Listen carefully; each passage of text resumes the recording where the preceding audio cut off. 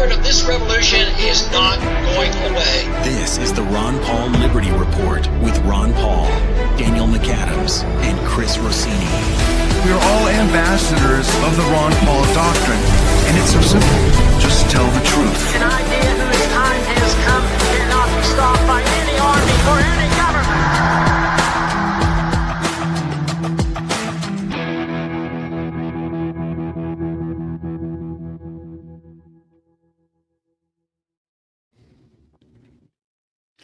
Hello, everybody, and thank you for tuning into the Liberty Report. With us today, we have Daniel McAdams, our co-host. Daniel, good to see you this morning. Good morning, Dr. Paul. How are you this morning? Very well, very well. And we're going to make another attempt, try to prevent another war from starting. Yeah. But it looks like things have not gotten better. And we've talked about this for months now in a particular place, or maybe years, on why we're obsessed with trying to wipe Iran off the map. But anyway, it's heating up. And it looks like the noise, the loud noise and the quiet noise that we hear is preparation that maybe in the near future, today, tomorrow, the next day, there may well be some bombs dropping if they decide what to hit. But, you know, they're running out of targets because, you know, Israel, as Americans, as many others, they don't want you know, Iran to have a nuclear bomb. I don't want them to have it either, but I'd just as soon nobody have them. Yeah. I'd like to see peaceful use of it. But anyway, the negotiations that have been going on with some of our diplomats and it's back and forth and it seems to have deteriorated. There's not much chance that they're going to sign something today. Because the one thing they've added, and they've hinted to this all along, you know, we got rid of the nuclear operation that they did have in June. According to Trump, he's still saying they obliterated all that. Yet they demand now they have to put more pressure on Iran about nuclear energy and nuclear. Now the insistence in the negotiations is they can't even have any attempt to even use nuclear in peaceful means. I mean, this is just, you know, purposely, you know, trying to beat the drums of war. But that's where it is right now. That's why it could be today, tomorrow, and the next day. And of course, it looks like something is happening that's been happening for years, is that we will not do anything without Israel's permission and get things together. But there may be something big happening, but this whole idea that they have to get rid of all defensive purposes, then I believe them when they say it's in their best interest to say, we're not going to build a nuclear bomb. And there was a time when we had agreements like that and going in that direction, but not now. We've done everything in the world for them to back down to say, well, we have to have we haven't given up our right of self-defense, and all they have to do is indicate that they might have weapons, and they go nuts. So this is a hot topic, and there's a lot of rumors going on, but I think that the people who we have talked to that are very knowledgeable about the situation, even from a military point of view, there's been a lot of preparation. And you know, Hillary says if you prepare, don't waste it, use it and see how it works. So I'm afraid it's going to happen. But I remember, you know, the really tough negotiations and talk going on in '62 over Cuba. And for some reason, I was blasé about it. I said, it couldn't happen. That's so strange. And I'd like to be that way, but I'm less blasé this time. But there's still the possibility that somebody will wake up and decide that they have negotiation. But the odds of the two leaders of the U.S. and also Iran getting together like Kennedy did with Khrushchev, I don't see that coming. Yeah, and today's the day. They're meeting in Geneva right now. They had a first round, excuse me, earlier. Apparently it lasted for 3 hours.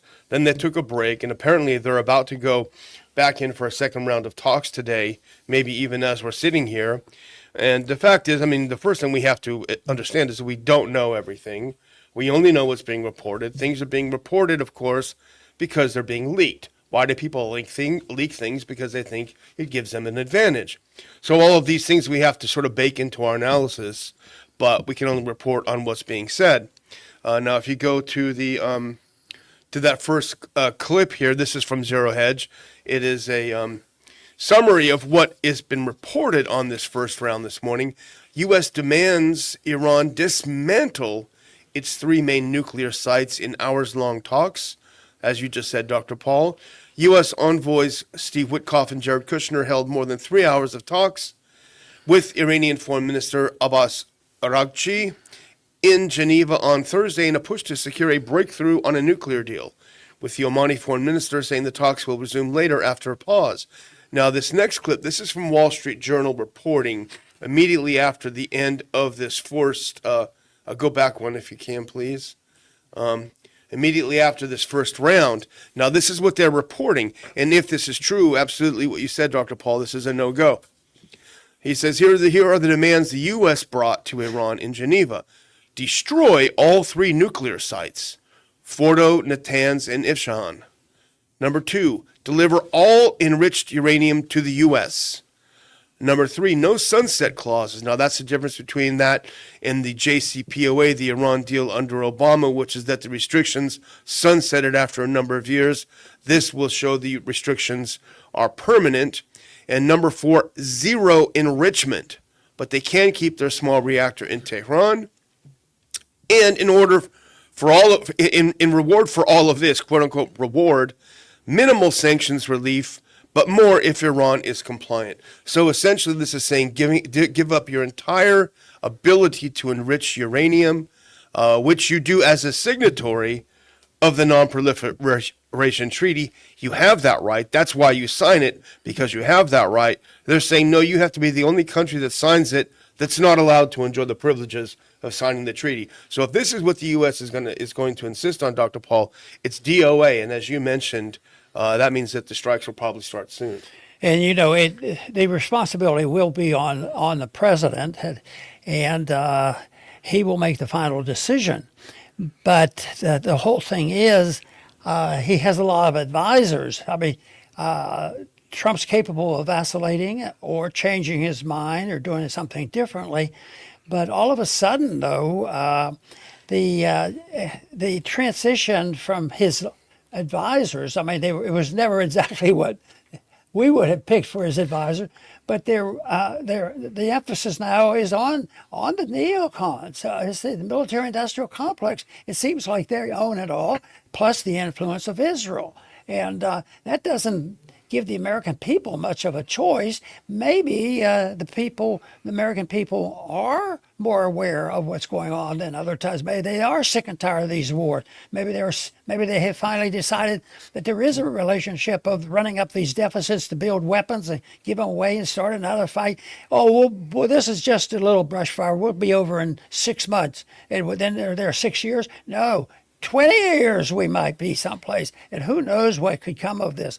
So it is very, very dangerous, and I wished I could be as blasé about it, because even during even before the Cuban crisis, I guess I was just couldn't stand the idea of us exchanging nuclear weapons down there. And the whole lesson of that Cuban crisis was the Soviets lost, and they lost because they had a lousy system, and that to me was a miracle, because but of course the process since then, it's just too bad that we might. Well, it's a better thing to do it than if you have to have a nuclear exchange, or even something slightly less than nuclear, and still go out and try to destroy the country. when I think about these and have for a long time, it just bewilders me. It's just mind-boggling how they can do this. How can they think this? Where are their brains? But the foreign policy is a disaster, and of course that's the reason we put together your idea of having RPI at the Institute, and I'm sure we've had some influence, but we're not in charge of the weaponry, and we still have to work with public opinion, and that's where I find some optimism. People will change their mind and listen to it and accept the ideas that you don't have to have all war and all this warmongering and all this deficit because it's not working. And maybe we'll reach that point where the Soviet system just crumbled, and that of course is a possibility for us too. We could have the Krakow boom, and our whole economic system would change. The wars would be more difficult to fight under those conditions. Yeah, absolutely. Well, I think a reasonable case can be made that the decision to go in has already been made, and that these talks now are just performative. They're just sort of there for show. And I was on the way into the studio today, I was listening to our good friend Colonel Doug McGregor, who was on Glenn Deason's show, and Colonel McGregor said he does believe that the decision to go in was made in the affirmative quite some time ago, and that reminded me, and I came in and looked it up, but that was also the case, it turns out, with the Gulf War, with the 2003 invasion of Iraq, that by the time Colin Powell went to the UN with those little vials of white powder, the decision had already been made. Things were already in motion. So we may be talking about something that's essentially overtaken by events. But nevertheless, now here's the other thing about the talks. Now, the idea that these are the talks and they'll be done is one thing. We're gonna have these talks. We'll make the agreement. We're not going to talk about ballistic missiles. We're not going to talk about these other things, and it'll be one and done. Well, that's actually not the case. What the U.S. has in mind is to make this the first round, and then there will be the military pressure again to have new talks about ballistic missiles, for example. And then after that, a new round to discuss Iran being forced to abandon its allies in the region. This is what the U.S. is planning. It's a kind of a ratcheting effect. And people may think, well, that sounds conspiratorial. Well, let's listen very closely to what Secretary of State Rubio. Now, I sent over a bonus clip because I forgot to include it in my original clips that I sent over. But you might want, this is a video clip, Dr. Paul. You might want to grab your earpiece. But put in that bonus clip and listen to Secretary of State Rubio talking about this being only the first step in our attempt to dismantle Iran. I don't think diplomacy is ever off the table. The president wants diplomatic solutions. He prefers them. He prefers them greatly. He wants that more than anything else. So I wouldn't characterize tomorrow as anything other than the latest in a set of conversations, and hopefully they're productive. But eventually, we'll have to have conversations about more than just a nuclear program. But if you can't even make progress on the nuclear program, it's going to be hard to make progress on the ballistic missiles as well. So I wouldn't characterize tomorrow as anything other than the next opportunity So to he talk. let the cat out of the bag. We're going to go back and we're going to have to do this about the ballistic missiles, which is that we're going to tell them, get rid of the missiles. Then we're going to go back again and have another, quote, set of conversations as we tell you what to do and you'll listen to us. So this is only the beginning. I think this, when you hear what he says here, I think it makes war much more likely. Yeah. What do you think the odds would be? Because I think the odds would be very slim that Iran is on the verge of having a nuclear weapon, a nuclear bomb. That's the thing that they've used for how many years now? 20, 30 years. Yeah. They're on the verge. Look at what they did with Iraq. Oh, they have a nuclear bomb. They're going to bomb New York City next week. And so back to this again. White House is around. It's close to weapon-grade nuclear material. Yep. And then there's some people who deny that. But I happen to believe that it's in their interest to do exactly what they say publicly now. They can't be planning to have a nuclear exchange against the United States and Israel at this moment. I think they would do everything in the world to prevent this from happening. And that's why I believe when they say they're not working on it. But when it comes to eliminating any possible defense, of their own country. That is done deliberately to try to provoke the Iranians for causing a Pearl Harbor type of an event, and then neutralize all the opposition there is in the United States. Yeah, exactly. And this article is an exact example of what's happening right now, which is that the Trump administration, unlike what happened under George W. Bush, where they took a good year or so to try to convince the American people that we've got to attack Iraq, because they have WMDs and they were involved in 9/11. And everyone believed that 74% of the people by the time they launched the strikes were in favor of the war. The Trump administration has not done that to this point. But what I've noticed in the past 24 hours is they're desperately trying to make up for lost time. Now, that Wall Street Journal article that you have there is one example of it. Now, go to the next one. Now, this is not the video, but the clip. And this is J.D. Vance doing the same thing. He says, "We've seen evidence Iran is trying to rebuild nuclear weapons." To which the poster on X says, "We've heard this line before. Colin Powell, UN, February 2003, we've seen evidence of Iraq's mobile biolabs and WMDs. We all remember what happened next," the poster on X says, "turned out to be completely false. History is about to repeat itself." And that does make sense. Let's listen to a couple of videos here, because I assembled just a couple. I have Vance saying this, and it's a big disappointment that he is doing the Colin Powell line. But let's just play a couple of these in succession, if you don't mind, just so we get a sense of what they're doing right now. But the principle is very simple. Iran cannot have a nuclear weapon. If they try to rebuild a nuclear weapon, that causes problems for us. And in fact, we've seen evidence that they have tried to do exactly that. So the president sending those negotiators to try to address that problem, as the president has said repeatedly, he wants to address that problem diplomatically. But of course, the president has other options as well. Yeah. So let's go to that next one if you can. Let's just go through a couple of these. We have evidence they're doing that. None is provided. Now here's Rubio. Now he's chiming in the same thing. They're desperately trying to make the case that they're developing intercontinental missiles. Yes, I mean, well, I won't speculate as to how far away they are, but they are certainly trying to achieve, and this is not new, they're trying to achieve intercontinental ballistic missiles. For example, you've seen them try to launch satellites into space. You've seen them increasing the range of the missiles they have now. And clearly they are headed in a pathway to one day being able to develop weapons that could reach the continental U.S. They already possess weapons that could reach much of Europe already now, as we speak. Go to the next one now. This is what they're doing now.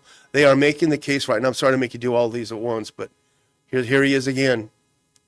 The other thing I would point you to, however, is that Iran possesses a very large number of ballistic missiles, particularly short-range ballistic missiles that threaten the United States and our bases in the region and our partners in the region. And all of our bases in the UAE, in Qatar, in Bahrain. And they also possess naval assets that threaten shipping and try to threaten the U.S. Navy. So why are we there? Yeah, exactly. I knew you were going to say that. Exactly. It is the meme. Why did Iran put its country right in the middle of all our bases? My goodness. That's exactly it. The other question that crossed my mind is, what would that guy do if he was Iranian living in Iran? Would he be any smarter on looking at international affairs? Yeah. But that's beside the point, because the way this has been put together, there's a lot of people lined up against Iran. Yeah, and you can see how they're doing this now. They're desperately trying to make this case. Now go to this Politico clip that I have. It's not a video. It's just on here. Go forward a little bit. I'm going to skip a couple of these. Here we go. As negotiations to reach a nuclear deal with Iran reach a critical moment, a shift in language from senior Trump administration figures indicates they are making the case for war. Now they copy and paste something from their playbook. This is Politico, by the way, and put that in. They've done a good job of collecting how the administration is now trying to frame this issue. If you go to the next one, last Saturday, Witkoff told Fox News that Iran is probably a week away from having industrial-grade bomb-making material, a new sense of urgency. And they say the Wall Street Journal reports this claim is false. Multiple experts and diplomats say it's false. Then on Tuesday, Witkoff told a private gathering that America will not accept a sunset clause. That we talked about that already. And on Tuesday night, Trump used his State of the Union to claim Iran is, quote, starting its nuclear program all over, following last summer's U.S. airstrikes, while also, quote, working to build missiles that will soon reach the United States. There they go again. And last night, Politico reports, Secretary of State Marco Rubio warned Iran already poses a very great threat to America due to ballistic missiles that could strike U.S. bases in the region. Now, we just heard that point. So, and Politico even says it all feels very 2003. And that's the case, isn't it? It really does. That is it. And the question really is, I was making fun and ridiculing it, but why are they there? Well, we have our opinion of that, and which makes no sense whatsoever. And then when it comes to my argument that eventually it bankrupts the country and we have to quit, but they don't. It just urges them on. We spend $1 trillion now in the military, and now they're already lining up to 50% increase, another $500 billion they're trying to find. But they don't have another war, so they maybe need this war to keep the people, excited about sacrificing their life.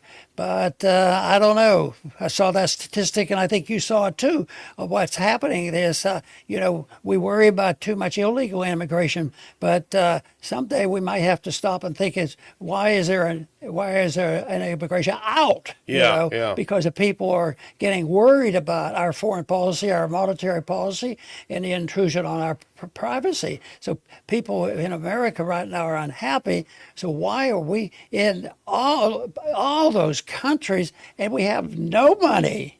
And the only thing they can do is print the money. Then they wonder why the prices are going up in the stores. So they have to get the connection that interventionism, whether it's social intervention for our privacy or whether it's militarily intervening around the world and believing that we have an empire not only to defend, but to expand. I mean, this is expansion of always what they're doing. I mean, when you go to Venezuela, and they're pleased, we're getting a couple gallons of oil out of Venezuela right now. Yeah, absolutely. Well, when I sent you this next article last night, you responded and you were pretty annoyed by it, and I think it's even beyond annoying, actually. And that's this is from Politico. This was the big talk last night. If you can put that up, White House officials believe, quote, the politics are a lot better if Israel strikes Iran first. Now, you read that headline a couple times and think, I'm not reading this. I'm really not reading this, but you are. Go to the next one. Senior officials to President Donald Trump would prefer Israel strike Iran before the U.S. launches an assault on the country, according to two people familiar with the discussions. These Trump administration officials are privately arguing that, and I highlight this, an Israeli attack would trigger Iran to retaliate, helping muster support from American voters for U.S. strike. Basically, that's what we're hoping for, a false flag. Yeah, and they're blunt about it right out in the open because this should reignite some memories about World War II. Yes. Yeah, because I think the evidence now, after all this time, is pretty clear that we had no interest whatsoever to even talk to the Japanese, And of course, they did make sure that who struck first, and I believe we provoked them. We had their secrets, understood, and then it still happened. But they got what they wanted. How could anybody be against the war by that time? That we had been attacked like this. But this is so evil on what they're doing, is to try to say, who you started? Okay, the war is okay, but we don't want to look like we're starting it. We are going to start it, but we don't want them to know we're going to start them. So we're going to talk Israel to do this. Let them start it like this. That is just immoral, to say the least.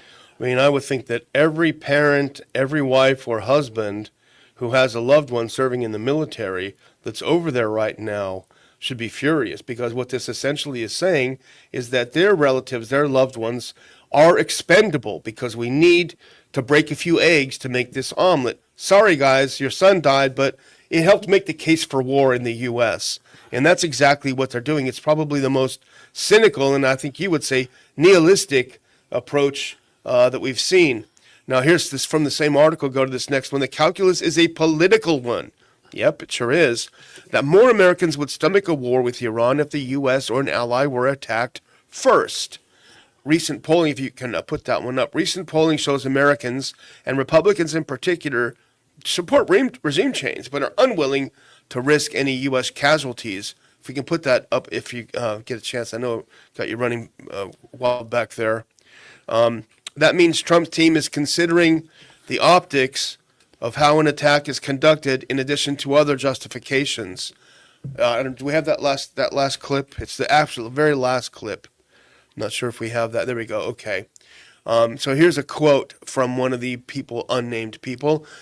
There's thinking in and around the administration, and I highlight this, that the politics are a lot better if the Israelis go first and alone, and the Iranians retaliate against us and give us more reason to take action. Read that again. It's better that the Iranians retaliate against us. That means killing Americans and blowing up our planes. You know, some of this is just off the wall, because they're going to manipulate this, and they're going to try to convince people, but more people are waking up about this. They get Israel to go first and make these plans. Well, plans don't work that way when it comes to war. But the whole thing is, how many people think that there's a real sharp division, that Israel sits over there, they're totally independent, we're friends with them and we talk to them and all, and we're over here, we have a couple of weapons that we send over there, we help them out. I mean, the way I see it, it's one unit.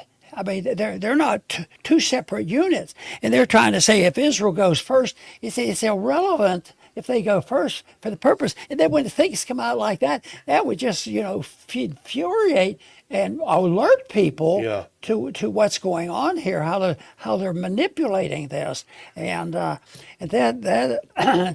And we won't get any help, from the regular media. That's why we have to be thankful that there still is an ability to get information out, more so than ever. But we're still in a minority because the propaganda is very strong. But I would think maybe the propaganda machine is weaker now than it was when they were spending their year to talk the American people into war.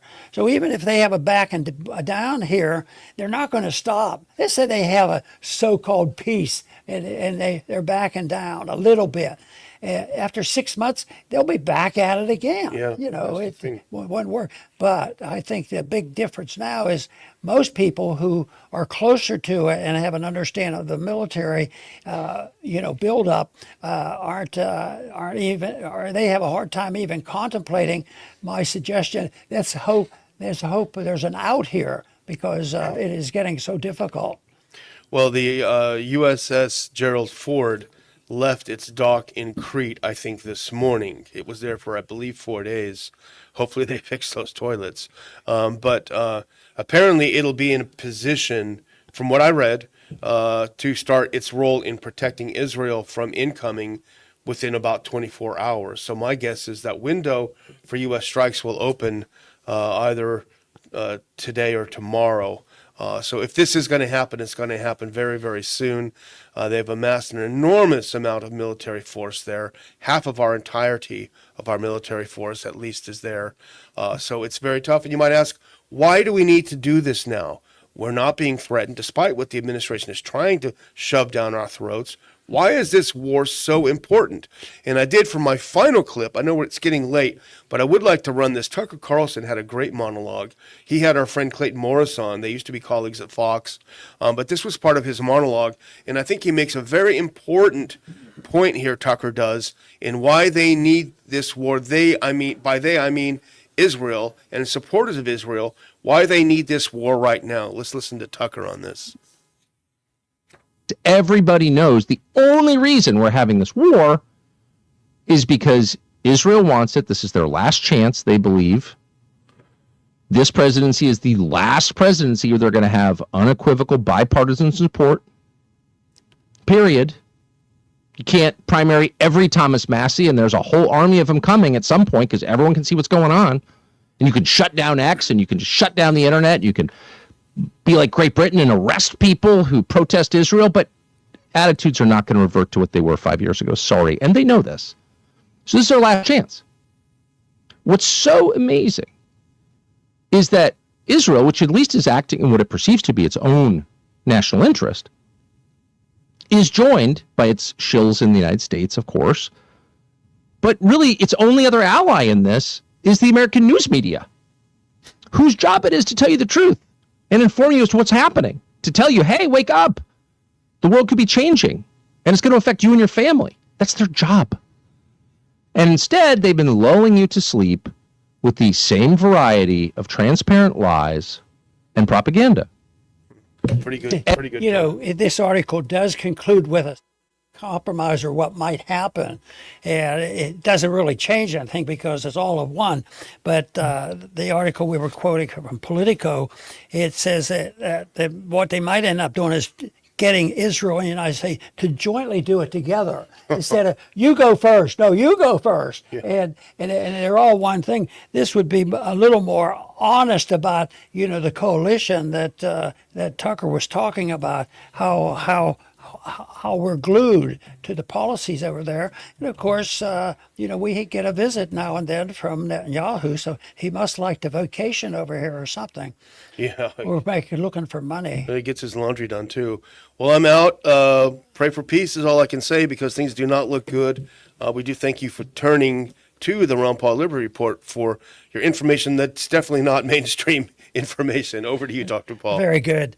I want to thank everybody for tuning in today to the Liberty Report. We consider this very serious, and we consider our responsibility to try to find out what's going out and report it the best we can. And right now, I think the people are starved for knowing the truth. And of course, truth is what is destroyed, you know, once they're talking about war. And that is why it's so difficult to know where to believe and what to believe. And it turns out that the truth does come out, but a lot of times it's so late. It's so late to come out. It's usually after a lot of people die and a lot of money has been wasted and a lot of lives ruined. So that's why truth ought to come out sooner.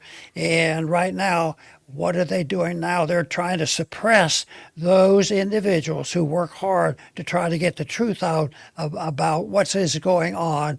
And that, of course, might be our greatest challenge ever, because if we can't use the First Amendment, then we are in big trouble. But we're not there, and we should make use whenever we can, and we should all join in who believe in peace and prosperity to promote those ideas, because I believe those are the real ideas that originated in America, and we should restore them. I want to thank everybody for tuning in today to the Liberty Report. Please come back soon.